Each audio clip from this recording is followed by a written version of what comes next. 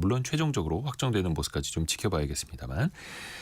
자, 이제는 세상의 모든 돈 고민을 해결해드리는 돈줄 상담소 시간으로 갑니다. 여러분의 소비, 저축, 투자 등 돈에 대한 모든 사연을 받고 있고요. 사연 보내주실 때요, 재정 상황을 가급적 꼼꼼히 적어주실수록 채택되실 확률이 높아집니다. 상품도 많이 드리죠. 와이즈 부스터, LED 무드 스탠드, 미니 가습기까지 3종 세트를 챙겨드립니다. 그리고 꼭 여러분의 연락처를, 그러니까 비공개 글로에서, 이거 개인정보니까 비공개 글로에서 연락처를 좀 남겨주세요. 그래야지 저희 작가분들이 조금 더 여쭤볼 부분을 해서 꼼꼼하게 저희가 맞춤 해결책을 제시해드릴 수 있거든요. 자, 김경필 머니 트레이너와 함께합니다. 안녕하세요. 네, 반갑습니다. 오늘 사연이요. 네. 조금 이제 독특합니다. 네. 예전에 저희가 많이 다루지 않았던 5년 전에 정년퇴직을 하고 네. 지금 63, 63세인데 2명의 자녀는 결혼해서 분가를 나갔고, 그런데 아내분과 월 200만 원으로 생활하고 계시는 분들입니다. 어떻게 주변에서 많이 만나볼 수 있는 케이스일까요? 그러니까요. 오늘 굉장히 아마 우리 청취자분들도 노후 생활하시는 분들 중에 200만 원으로 부부가 생활하고 있다. 근데 내용을 사실 살펴보면은 200만 원보다 더 적은 돈으로 생활하시는 것 같아요. 왜냐하면 이 안에 보험료 20만 원, 그다음에 또 20만 원은 자녀에게 또 지원하고 있고, 그리고 저축을 또 20만 원, 그 적은 돈에서도 또 하고 계시고, 네. 그다음에 주로 병원이라든지 약값 같은 걸로 또 20만 원 쓰신다고 하니까 실질적으로 보면은 뭐 두 부부가 한 120, 30 이 정도로 어떻게 보면 생활하고 계시는 거죠. 그러니까 필수 지출 때문에. 그렇죠. 필수적인 지출. 어쩔 수 없이. 근데 그 한 달 200만 원 중에서 국민연금이 120만 원. 그리고 남편분이 경비 일을 해서 한 달에 80만 원 벌어서 200만 원. 네네. 그러니까 이 경비 일을 하신다는 게 80만 원이라고 하면 네. 이게 풀타임으로 하는 건 아닌 것 같아요. 그죠? 네. 네. 근데 이제 이 사연을 보면서 많은 분들이 느끼시겠지만 저도 느끼는 게 노후에 가장 중요한 게 바로 현금 흐름입니다. 자산이 중요한 게 아니라 현금 흐름이죠. 자, 그런데 여기서 중요한 게 현금 흐름의 크기도 중요하죠. 물론 뭐 생활비가 많이 나오면 좋겠죠. 근데 크기도 중요하지만 현금 흐름의 다양성입니다. 다양성. 그러니까 지금 우리 오늘 사연자님이 노후가 약간 불안해 보이는 이유는 뭐냐? 200만 원밖에 안 되는 소득이니까 불안해 보이는 면도 있지만은 중요한 거는 파이프라인이 2개밖에 없어요. 하나는 국민연금, 하나는 지금 경비를 통해서 벌어들이는 근로소득입니다. 그러니까 파이프라인이 딱 2개만 의존하니까 불안하죠. 그러니까 우리가 보통 이 파이프라인을 5개 정도는 만들어야 된다. 5개나요? 네, 이렇게 만들어야 된다. 그런 이야기를 많이 합니다. 보통 우리가 일반적인 사람들이 가장 균형감 있게 생각하는 노후 준비로 국민연금, 예. 퇴직연금, 개인연금 이렇게 우리가 3층 연금이라고 하는 거 있고, 네. 그다음에 본인이 이분처럼 소일거리로 세컨 잡이라고 하죠. 뭐 풀타임 잡을 하지 않더라도 이렇게 사회활동을 하는 그런 근로소득이나 이런 소득. 그다음에 이제 더 좋은 것이 우리가 가지고 있는 내 집을 통해서 주택연금 또는 내가 1주택자라고 하더라도 나는 조금 더 약간 시골에 가서 거주하고 도심에 있는 집을 임대를 줘서 나오는 임대소득. 이렇게 여러 가지로 만들면 소득이 물론 높은 것도 중요하지만 한 곳에서 많이 나오는 것도 중요하지만 여러 곳에서 나와야 우리가 노후가 안정된다 이렇게 볼 수가 있는 거죠. 그러니까 이제 파이프라인이라고도 하고 쉽게 말하면 수도꼭지 같은 건데 수도꼭지죠. 수도꼭지. 돈 나올 수도꼭지를 여러 개 준비를 해놔야 여러 개 준비해야 된다. 대표적으로 3층 연금, 그리고 일자리, 주택연금도 그 안에 연금 안에 또 포함될 수도 맞습니다. 있고, 뭐 금융소득, 뭐 배당 같은 것도 마찬가지일 테고, 임대소득도 그러고 하고요. 김경필 멘토님도 소득의 파이프라인이 엄청 많지 않으십니까? 그리고 파이프라인을 많이 지금 파고는 있는데 네. 뭐 이게 잘 안 나오나요? 뭐 강의도 하고, 예, 책도 그다음에 쓰시고 책도 유튜브도 하시고, 하고 뭐 유튜브도 하고 방송도 하고 뭐 그러고 보니까 뭐 파이프라인이 한 4개 정도 되네요. 제가 이제 앞 시간에 우리 이현주 교수님이 자랑 이야기 얘기를 했는데 네, 자랑 좀 하십시오. 이게 자랑을 해도 되는지 모르겠는데 자랑. 이게 사실 우리 성공 예감이 굉장히 그 청취자분들에게 인기가 있다는 게 제가 어제 네. 엊그제는 부산을 갔고 어제는 창원을 가서 강연을 했거든요. 예. 강연 끝나고 나면 보통 이제 좀 이렇게 오셔서 이제 인사하고 뭐 이런 분들이 있는데 사진 찍자고 하고. 뭐 유튜브 잘 봤어요, 뭐 방송 잘 봤어요 이런 분들이 많았는데 어제는 유독 부산도 그렇고 창원도 그렇고 아마 이 방송 오늘 듣고 계실 거라고 보는데 성공 예감 잘 듣고 있어요. 이렇게 얘기했어요. 제가 그래서 역시 우리 성공 예감이 KBS 일라디오 중에 이제 청취율 1위라고 하는데 역시 예. 이런 거 반복 재생 안 되나요? 이런 거는 좀 DJ 리믹스처럼 반복 그죠, 재생 그죠. 계속 5초 전으로 돌려서 이런 자랑을 좀 하려고 제가 저희가 일부에서 그 자랑에 대해서 이제 심리학개론 시간에 다뤘다 보니까 그죠. 또 이거 배운 거 막 금방 써먹지 않습니까? 그렇죠. 이런 게 중요합니다. 미리 이제 자랑할 거다라고 예고를 하고 하면은 조금 반감이 덜하다 그런 거죠. 아 진짜 배운 거 잘 써먹으시네요. 1772님이 이 방송을 통해서 여러 가지 경제를 배우는 유익한 시간이라 너무 좋습니다라고 방금 보내주셨네요. 네. 자, 그래서 소득의 파이프라인을 여러 개 맞춰놓으면 좋은데 근데 오늘 사연 보내주신 분은 이미 60대세요.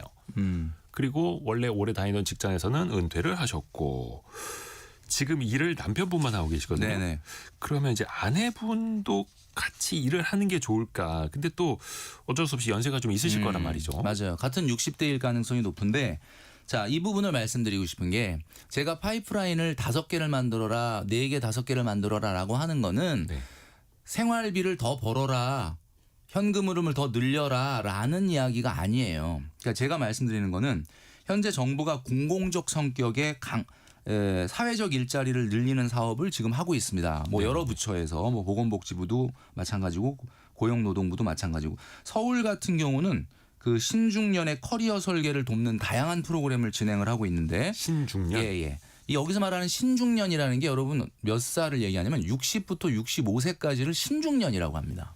와, 40, 50대가 아니라. 네, 40, 50대가 아니고 오. 물론 뭐 55세 이후도 신중년이라고 볼 수도 있고요. 서울 같은 경우는 대표적으로 서울시 굿잡 5060이라는 게 있습니다. 아마 처음 들어보시는 분들도 있을 텐데 굿잡 5060이 뭐냐? 서울시 그 50 플러스 재단이라고 있는데 50 플러스 포털에 들어가시면은 내가 55세부터 65세 사이의 신중년인데 내가 1차 은퇴를 하고 난 정말 사회적 일자리에 참여하고 싶다. 그쵸. 그러면 이게 지원을 할 수가 있습니다. 지원을 하시게 되면은 어떤 일자리 우리가 도서관에서 책을 뽑고 다시 꼽아놓고 하는 일. 예. 그다음에 우리 코로나 때 이제 공공 그 지역 같은 데 가서 공공시설 같은 데 방역을 한다든지 이렇게 사실 그 공공 일자리 근데 이제 본인이 예전에 했던 경험을 살려서 이런 곳들에 이제 배치를 해주거든요. 근데 많은 분들이 이런 얘기예요. 아이 그거 뭐 내가 옛날에 왕년에 말이야 얼마나 잘 나갔는데 내가 그런 걸 하냐 뭐 이런 분들도 있고 또 하나는 에이 그거 근데 경쟁률이 너무 높아갖고 못하는 거 아니야 이렇게 지레 포기하시는 분들이 있는데 절대 그렇지 않습니다. 그래서 서울시뿐만 아니라 각 지자체 특히 이제 부산광역시 같은 경우도 신중년을 위한 장노년 일자리 지원센터라는 걸 운영하고 있거든요. 네네네. 여러분들이 거주하시는 그 지역의 지자체에 이런 프로그램들에 참여하시는 것이 대단히 중요하다. 그래서 오늘 이 사연자님도 제가 뭐 아내분은 지금 일을 안 하니까 좀 일을 해서 좀 돈을 버세요 이런 차원이 아니라 더 건강한 노후를 위해서라도 사회활동을 하셔야 됩니다. 그렇죠. 저희가 그 뭐 의학 관련 정보 전달해 드릴 그죠. 때 두뇌 활동도 할 수 있고 신체 그럼요. 활동도 할 수 있고 사회적인 이제 만남을 통해서도 교류할 수 있는 그래서 노후에도 일을 하시는 게 건강에도 분명히 맞습니다. 좋다라는 거. 우리가 있죠. 노후의 3대 리스크가 뭐라고 하죠? 돈, 건강. 건강, 외로움입니다. 이 세 가지를 모두 해결할 수 있는 게 일이거든요. 맞아요. 예. 그래서 가급적이면 이제 큰 돈에 대한 뭐 어떻게 욕심보다는 건강을 맞아요. 챙기기 위해서라도 네. 공공 일자리 한번 네네. 또 이제 문을 두드려 보시면 좋을 것 같습니다. 또 이제 국민연금 받으시는 분들 입장에서는 네. 그래도 뭐 일하면 뭐 깎이는 거 아니야, 막 이런 염려들이 좀 그렇죠. 이제 있잖아요. 많은 청취자분들이 최근에 또 뉴스를 들어서 아셨던 부분이 뭐냐면 우리가 소득이 국민연금 수급자가 308만 원 이상의 소득이 월 소득이 생기면은 국민연금이 감액이 됩니다. 근데 이게 아니 어떻게 이럴 수가 있냐? 내가 연금을 그렇게 열심히 몇십 년간 냈는데 그래서 정부가 이번에 요거를 개정하는 것을 추진을 합니다. 그래서 이제는 509만 원 미만이면은 감액이 안 되는 걸로 이렇게 바뀌고 넓어진 거예요. 네, 넓어진 거죠. 그러니까 오늘 우리 사연자님 같은 경우는 지금 소득이 200만 원이잖아요. 네. 200만 원. 그러니까 우리 아내분이 또 일을 하시고 그리고 또 제가 말씀드렸던 것처럼 제가 좀 이따 말씀드리겠지만 파이프라인을 조금 더 늘릴 수 있는 방법이 있거든요. 지금 이분이 왜 불안하냐? 200만 원이라는 적은 소득이라서 불안한 것도 있지만 파이프라인이 2개밖에 없어서 불안한 거니까 적극적으로 사회활동을 좀 하시기를 권유드린다 이렇게 말씀드릴 수 있습니다. 그리고 그 사연자분께서 월 200만 원인데 그중에 120만 원이 국민연금이라고 하셨는데 예. 근데 기초연금도 받으실 것 같은데 이 안에 기초연금 아마 받으실 수 있죠. 포함을 해서 적어주신 건가 싶기도 하고요. 아닙니다. 제가 봤을 때는 기초연금은 65세 이상부터 나오니까 지금 포함이 안 되죠. 63세셔서 그러니까 제가 이 부분도 말씀드리려고 했는데 많은 분들이 또 궁금해하시는 게 기초연금이라고 하는 거는 뭐 들어는 봤는데 그거 뭐 굉장히 어려운 분들만 주는 거 아니야 이렇게 얘기하시는데 아닙니다. 대한민국의 65세가 넘어가는 노인, 네. 65세를 노인이라고 하기가 조금 요즘은 좀 그쵸. 죄송하긴 한데 하여튼 65세 이상의 노인들 중에 하위 70%에게 지급하는 거거든요. 그럼 하위 70%라고 하면 이게 무슨 뭐 극빈층이나 이런 게 아니라 그냥 3명 중에 2명 이상에게 주는 거예요. 그렇죠. 근데 그 소득의 기준이 얼마냐 하면은 1인 가구 같은 경우는 지금 228만 원. 그리고 2인 가구 같은 경우는 364만 원 이하면은 지급이 되기 때문에 이 부부 같은 경우는 앞으로 이제 2년 정도 지나면은 기초연금이라는 파이프라인이 또 생기는 거예요. 아하. 그게 이제 자동으로 파이프라인은 3개가 생깁니다. 자, 근데 이제 나머지 2개를 어떻게 만들 거냐는 제가 좀 이따가 좀 말씀을 드리려고 해요. 알겠습니다. 너무 감사합니다. 자, 그리고 소비를 좀 따져보면 사실 이제 수입이 200만 원이다 보니까 소비를 많이 하시는 편도 분명히 아니거든요. 맞아요. 가장 큰 비중을 차지하는 게 역시나 식비인데 한 달 식비를 한 80만 원 정도 잡아서 이렇게 써주셨어요. 그런데 역시나 이제 자녀나 손주들이 오면 막 음식을 많이 사주시나 봐요. 그래서 많이도 좀 아니겠습니다만. 그나마 그래서 들어가는 거네. 만약 그 손주들한테 나가는 돈 빼면은 본인 두 분이 식생활비로 80만 원도 안 쓰시는. 요즘 물가가 굉장히 높아졌고 장바구니 물가가 높아졌음에도 불구하고 아마 마트를 가시지 않는 것 같아. 재래시장을 가서. 정말 알뜰살뜰. 그죠? 근데 그러다가 손주들 오면 좀 비싼 것도 사주시고. 그렇죠. 근데 여기서도 식비를 이게 어떻게 줄일 수 있을까요? 저는 이렇게 말씀드리고 싶어요. 적은 노후 소득에 절약을 하면 물론 좋겠지만 이분들에게 절약을 얘기하는 것은 너무 무리다. 그러니까 이분들은 물론 절약하는 건 좋죠. 그렇지만 절약을 여기서 더 해야 된다라는 솔루션을 드리기에는 그건 무리가 있다. 그쪽으로는 뭐 안 하셔라라는 게 아니라 그쪽을 더 신경 쓰기보다는 제가 아까 말씀드렸던 소득 파이프라인을 좀 늘리는 데 더 신경을 쓰시고 2인 가구가 지금 최저 생계비가 국가에서 보건복지부에서 정한 2인 가구 최저 생계비가 220만 원이거든요. 네네네. 그러면 이분들 같은 경우는 220만 원보다 훨씬 적은 돈으로 생활하고 계시니 거기다가 절약을 해라라고 얘기하는 것은 무리가 있다. 이렇게 말씀드릴 수 있죠. 그렇죠. 그리고 이분들이 자녀에게 20만 원씩을 지원한다라고 써주셨거든요. 네, 지출 중에서. 이 부분이 제가 화가 나는 부분입니다. 이거 여러분들 어떻게 생각하세요? 지금 200만 원에 경비일 하시면서 120만 원 국민연금 받아서 생활하시는 이 60대 부부가 결혼해서 독립을 했어요. 그러니까 혼자 미혼으로 출가한 것도 아니고 결혼해 갖고 다 독립한 자녀한테 20만 원씩 지원을 한다. 근데 이게 그냥 자녀 지원 20만 원 이렇게만 써주셔서 내용은 알 수가 없죠. 용돈 주듯이 주시는 건지 아니면 아까 손주들 왔을 때 뭐 사주거나 그렇죠. 손주들한테 용돈 주는 거를 이렇게 쓰신 건지는 모르라서 작가분이 좀 연락을 드리고 싶었는데 연락처를 안 적어주셔가지고 그래서 저희 돈줄 상담소 게시판에 글 올려주실 때 이거 개인정보니까 비공개 글로 작성을 해주시고 연락처를 남겨주시면 그렇죠. 저희가 조금 더 꼼꼼하게 해서 또 왜냐면 좋은 솔루션을 왜냐하면 또 조금 더 받아야 이렇게 되니까. 물어볼 수도 있으니까. 그렇죠. 만약에 그냥 용돈으로 안 받겠다는 거를 내가 정말 주는 게 기쁨이다. 그래서 주는 거라면은 뭐 그거는 개인적인 어떤 판단이신데 그게 아니라 우리 애들 어렵게 사는데 내가 적은 돈이라도 이렇게 줘야지라고 억지로 주시는 거라면 오히려 그거는 자녀들을 지원하는 게 아니라 자녀들의 경쟁력을 떨어뜨릴 수 있다.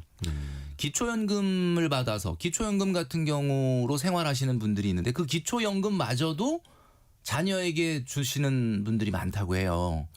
그러니까 이거는 사실은 국가가 이 하위 70%의 기초연금을 지원하는 그런 취지에도 맞지 않고 제발 우리 어르신들이 기초연금만큼은 본인이 쓰셔야 된다. 이렇게 말씀드리고 싶어요. 그러게요. 참. 그 뒤집어서 그런 건 어떻습니까? 자녀한테 용돈을 좀 달라고 하는 거. 근데 또 자녀분들의 그 가정 상황이 또 어떤지 그렇죠. 모르니까. 가정 상황이 어떤지 모르겠지만 지금 우리 이 63세 오늘 사연자님이 예. 우리가 늘 얘기하는 마처 세대 아닙니까? 마처 세대. 부모님을 부양하는 마지막 세대이자 자녀에게 부양받지 못하는 처음 세대. 좀 심하게 얘기하면 자녀에게 버림받는 처음 세대. 심하네요. 네. 아니 근데 이게 또 현실이고 이런 분들이 많아가지고 물론 이제 버림받는 거는 아니겠습니다만 경제적인 지원을 받지는 못하고 받지 못하죠. 또 이제 손주들 오면은 할아버지 할머니 입장에서는 지갑이 열리지 않습니까? 그렇죠. 10,000원짜리 하나 막 쥐어주고 싶고 근데 예전처럼 1,000원짜리 하나 줄 수는 없고 맞아요. 뭐 밥 한번 사줘도 뭐 자식들 이렇게 손주들 데리고 오면은 최소한 뭐 6명은 같이 또 막 식사를 하게 되니까 비용은 또 많이 나가고 맞아요. 아 어렵습니다. 근데 이분들이요 진짜 알뜰살뜰 살림을 잘 운영하시는 것 같아요. 이 와중에도 꼬박꼬박 20만 원씩을 저축하신다고. 네. 그러니까 이 부분이 참 대단하시다라는 생각이 드는데 너무 좋습니다. 예, 물론 노후가 이제 길어지니까 60대는 청춘이다. 이제 70, 80, 어쩌면 90, 100세까지 이어질 수 있는 노후의 삶이기 때문에 이런 준비를 내가 적은 소득에서라도 10% 정도 저축하겠다. 너무 좋은 거죠. 전데 이런 말씀 드리고 싶어요. 파이프라인을 아까 다양화하자라고 말씀을 드렸는데 이분 같은 경우는 그래도 내 집이 있습니다. 네. 아파트가 2억 5천짜리 아파트가 있어요. 제가 요걸 한번 그 시뮬레이션 해봤는데 여러분 그 주택연금을 최근엔 좀 인기가 없습니다. 집값이 워낙 오르다 보니까 그렇긴 한데 어쨌든 이 주택연금을 한번 활용을 해보면 65세부터 이 주택연금 2억 5천짜리 아파트를 활용을 하면 얼마나 종신토록 연금을 받을 수 있느냐 제가 보니까 61만 원 정도를 종신토록 받을 수가 있어요. 오, 지금 2억 5천짜리 그죠? 2억 5천짜리. 그러니까 지금 우리 생활비가 앞으로 줄진 않을 거예요. 왜 줄질 않냐면은 물가 상승률 감안한 부분도 있지만 의료비가 늘어날 수도 있고 그리고 이제 자녀들이 중학교, 고등학교 가면 올 때마다 용돈을 더 줘야 됩니다. 아, 손주들. 더 줘야 되고 네. 그리고 이제 이분들도 워낙 지금 절약을 하고 살고 있기 때문에 이게 더 줄이긴 어렵거든요. 오히려 나중엔 조금 더 이제 식사 같은 것도 더 좋은 걸 또 드셔야 될 수도 있고 그렇기 때문에 절대적으로 봤을 때 파이프라인이 지금 2개인데 3개, 4개, 5개로 늘린다라고 할 때 저는 이 주택연금이 좋다. 근데 많은 분들이 아유 최근에 집값이 너무 올라가지고 주택연금 하기가 너무 아까워 이렇게 얘기하시거든요. 네. 주택연금은 여러분도 말씀드린 적이 있었지만 사실 이 주택을 담보로 주택 금융공사에서 생활비를 빌려서 쓰고 그 이자와 원금을 나중에 사망할 때 그 집값의 평가 금액과 비교해서 더 높으면은 이제 뭐 더 이상 낼 건 없지만 만약에 남는 주택 평가 금액이 있으면 이 부분을 받을 수 있죠.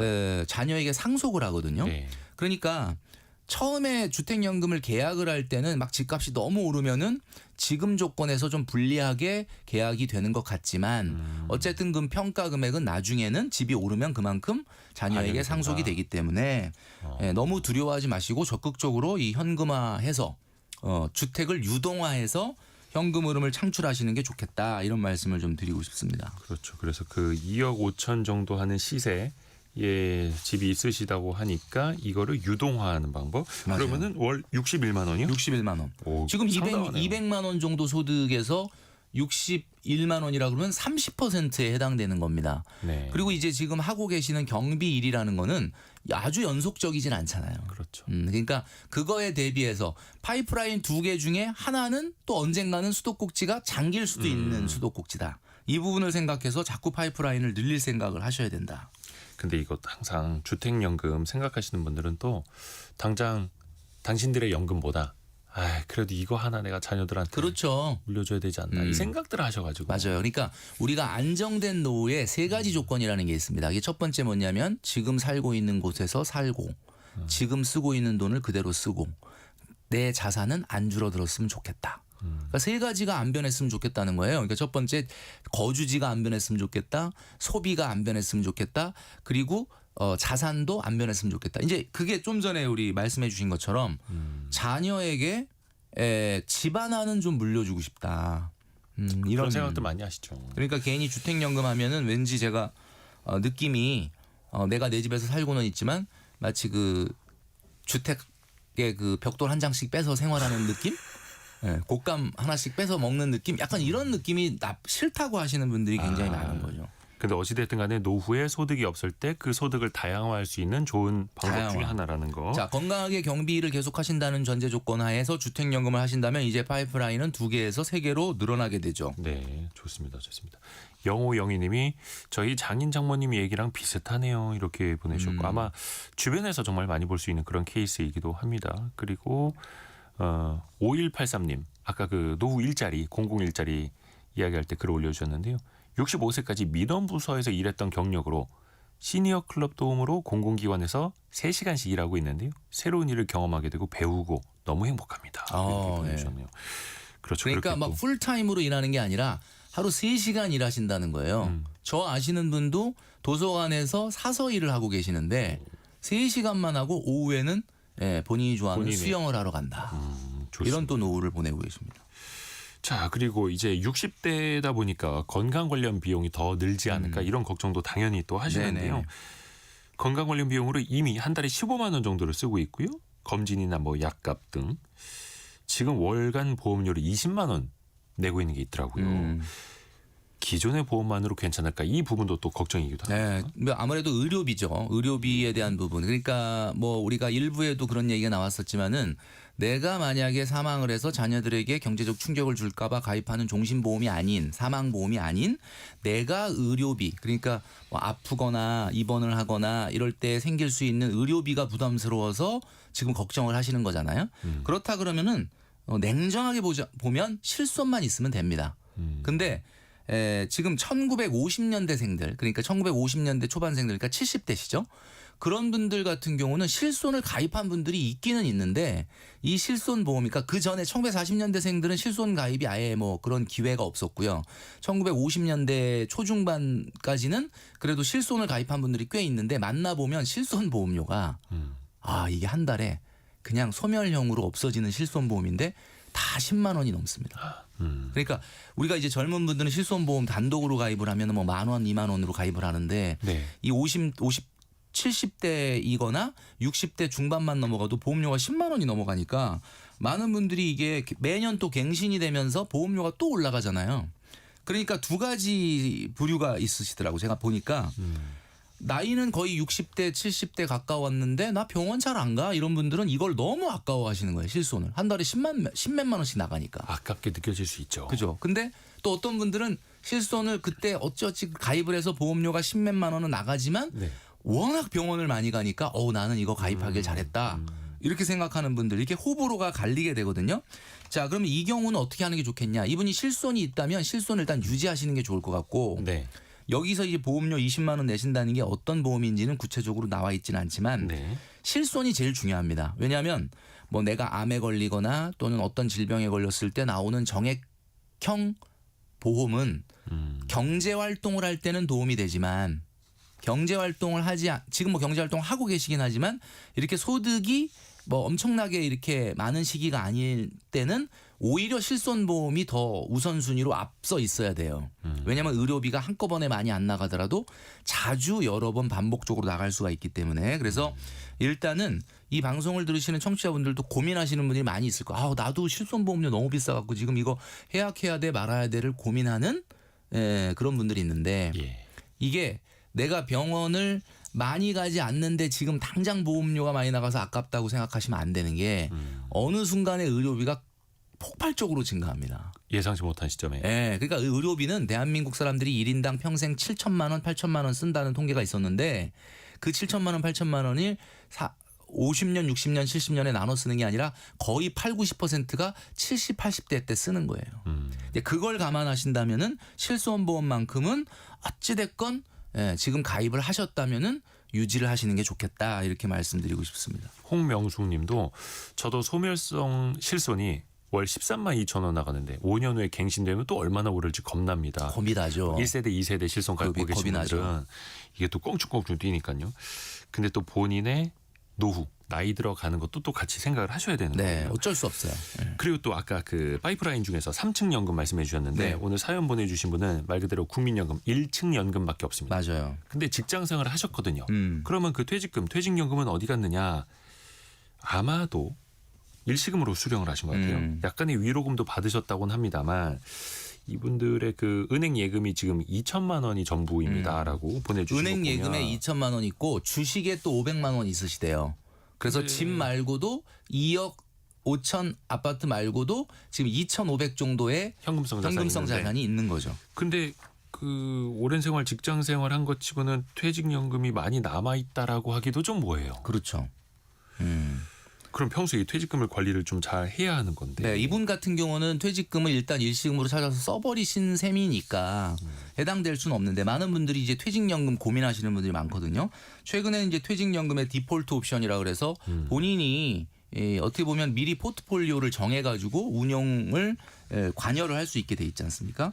우리가 퇴직연금 맨날 들어도 헷갈린다 하시는 분이 많은데 DC형과 DB형 두 가지가 있습니다. DC형은 우리가 보통 확정 기여형이라고 하고 DB형이 확정 급여형이다 이렇게 얘기를 하는데 뭐 사실 이 말을 들어도 좀 헷갈리고 어렵긴 하죠.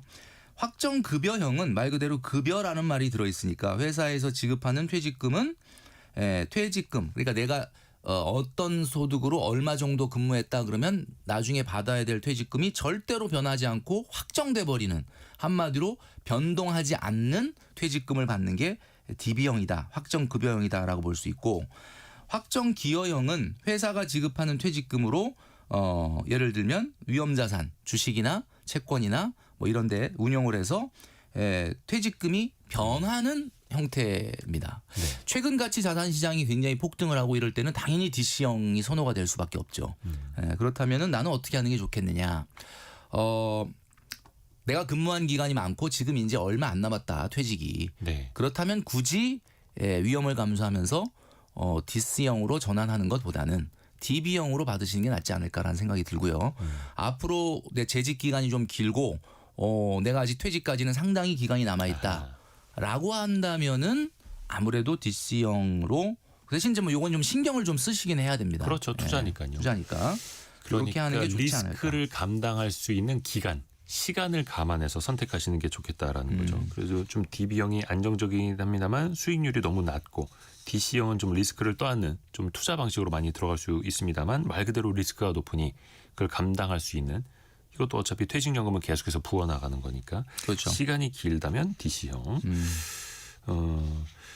이 부분이 또 하나 중요한 게 이제 환갑을 넘으셨고 근데 노후는 길지 않습니까? 예. 종신보험이 5천만 원 있다 하더라고요. 네, 예. 근데 이거 저희가 일부에서도 뉴스를 맞아요. 통해서 알려드렸는데 이게 사망해야 나오는 보험 아닙니까?